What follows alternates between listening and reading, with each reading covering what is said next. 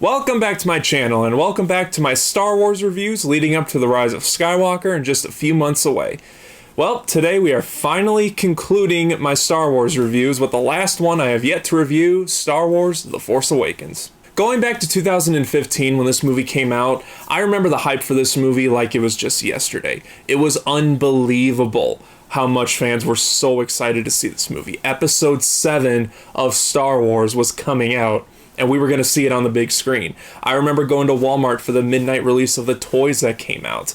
It was a great time to be a Star Wars fan, and I had dreams leading up to the movie of going to the midnight premiere and seeing the movie. Of course, the dream stopped when the Star Wars logo came up on screen after a long time ago, yada yada. Nevertheless, it was an exciting time to be a Star Wars fan. In fact, now's a good time for me to review The Force Awakens, not just because it's getting closer to the Rise of Skywalker, but because the new Star Wars Blu-rays just came out, and being the weak fan that I am, I didn't buy all of them, but I did pick up the new one for The Force Awakens, and I love this cover. I don't know if I'm going to get the other ones, because I already own multiple Blu-rays of them, but The Force Awakens I specifically wanted because I really love that cover.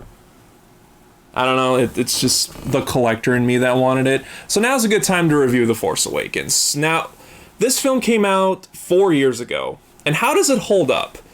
Weirdly enough, it's odd to ask that question, but I'm mainly asking it because of the fandom nowadays. Fans, not to turn a negative side here, but fans have kind of turned on Star Wars, and there's more people coming out now about hating The Force Awakens back when it first came out. So mainly, I watched this movie just through my eyes, just through the eyes of a fan that still loves Star Wars, that's trying to ignore all the hatred of it and just experiencing the movie as it is. Let's start with the plot. The plot is the biggest thing that fans have the most problems with, and that's because it's the same as A New Hope. In fact, that was the only thing I heard from the people who didn't like this movie for months after this movie came out. It's just a ripoff of A New Hope.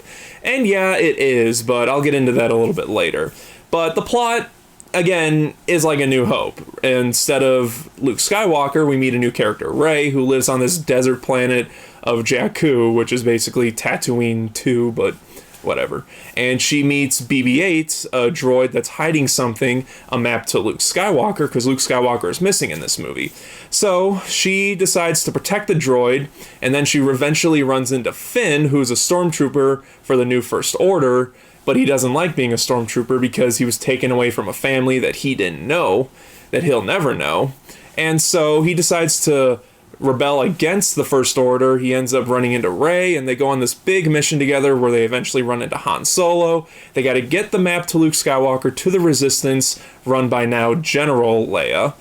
And yeah, it's basically the same as A New Hope, but it works for this movie. But I'm okay with this plot being similar to A New Hope for one reason and one reason alone. Fans hated the prequels, the movies that came before this one. Episodes 1, 2, and 3, fans hated it. There's more fans for it now, but that's another story for another time. Take it as it is, fans didn't like the prequels, and George Lucas decided to sell Star Wars and his whole company to Disney.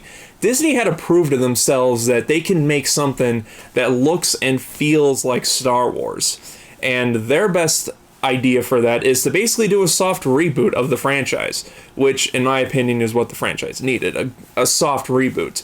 Now, this isn't the first movie to do this, where it takes a new installment of a franchise and just do the same story as a previous one.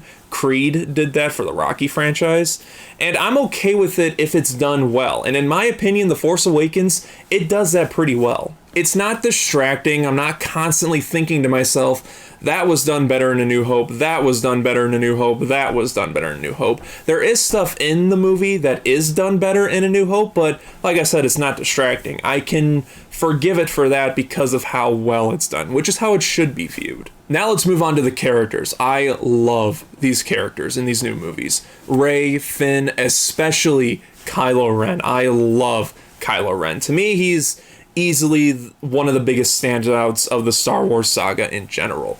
He is so fleshed out. He has so many layers to him. You know, just taking this movie alone, not including The Last Jedi and the upcoming Rise of Skywalker, just The Force Awakens, he is in my opinion, I'm going to get hate for this, but I think he is way more fleshed out than Darth Vader was in A New Hope.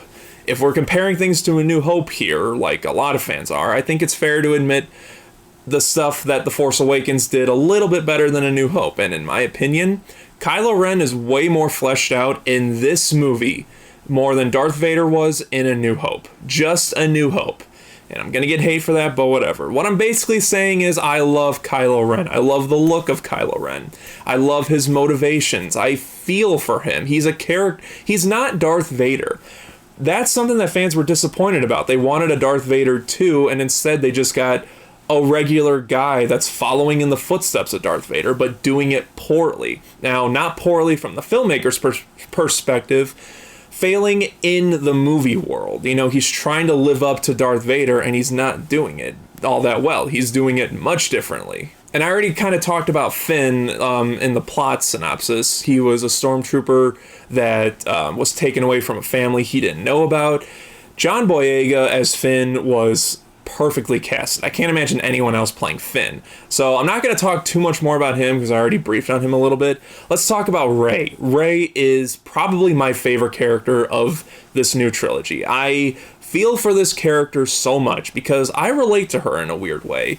I'm not going to get into specific reasons because this video is probably going to be long enough already, but she's very relatable. She reminds me of Luke Skywalker. Luke Skywalker was always the more relatable character in Star Wars.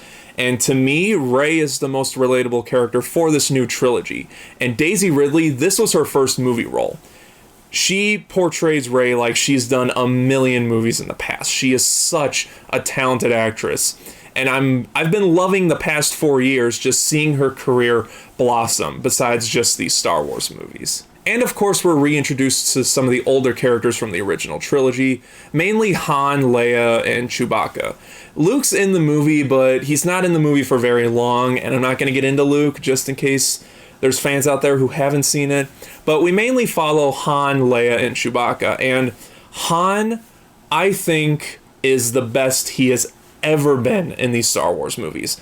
I love what they did with Han in this movie, and I love how Harrison Ford played the character this time. You know, he's a character that has lived a full life after Return of the Jedi, and his thoughts on certain things have changed. You know, one of my favorite lines in the movie is when he's talking about the Jedi, because Rey was asking about the Jedi, and he said, "I thought they were fake too. I thought it was just a bunch of mumbo jumbo, but the truth is, it's real. They were all real." He's seen it with his own eyes, and that is so great to add to Han Solo, because if he was just the same Han Solo from 4, 5, and 6, you know, the Jedi are a bunch of mumbo jumbo, I've seen some stuff, I know exactly how the galaxy is, I would have been really, really let down with Han. But no, he's grown. He has seen other stuff to make him change his perspective on things, and I love that about Han. We don't really get too much detail about Leia, about what she's been up to after Return of the Jedi.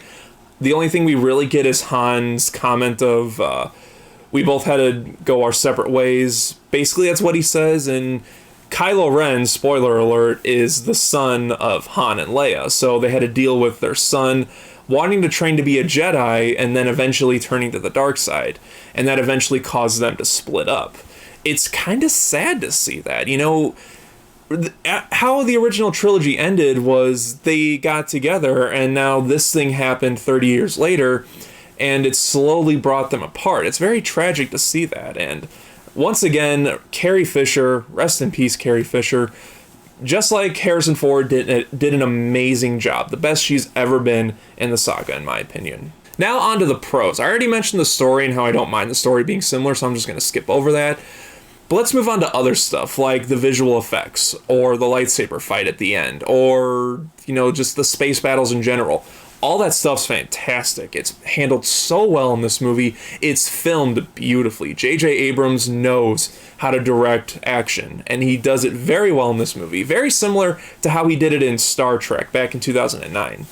And I've always thought J.J. Abrams was the best choice to take over this movie after seeing Star Trek. And, you know, most everyone can agree with that. But all the action in this movie is exciting. It gets your blood pumping. It's not shaky cam. You can follow what's going on. It was beautifully filmed. Let's talk about that lightsaber fight. It is my second favorite lightsaber fight in the entire saga, hands down. Now, a lot of friends I know would disagree with me on that. They think that it's the worst in the saga. And to that, I don't get it, because this fight feels like an actual lightsaber fight. There's swinging, there's tension, they're chopping down trees, and J.J. Abrams actually used real sparks when the blades clashed together. It felt like an actual fight. As much as I like the fights in the prequels, I do agree with the criticisms that it's too neatly done. It's too flashy. It looks like they're dancing.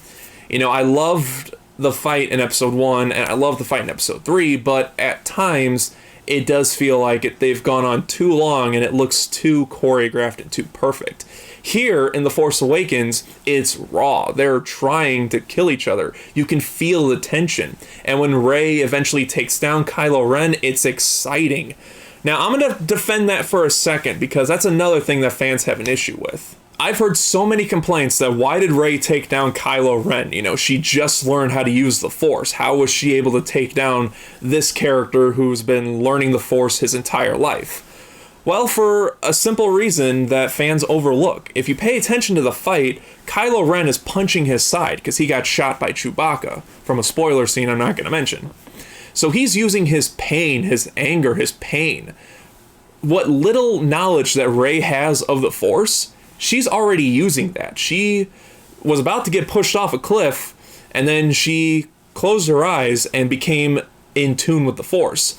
Just that alone gives her the upper advantage than just punching your side and using your pain.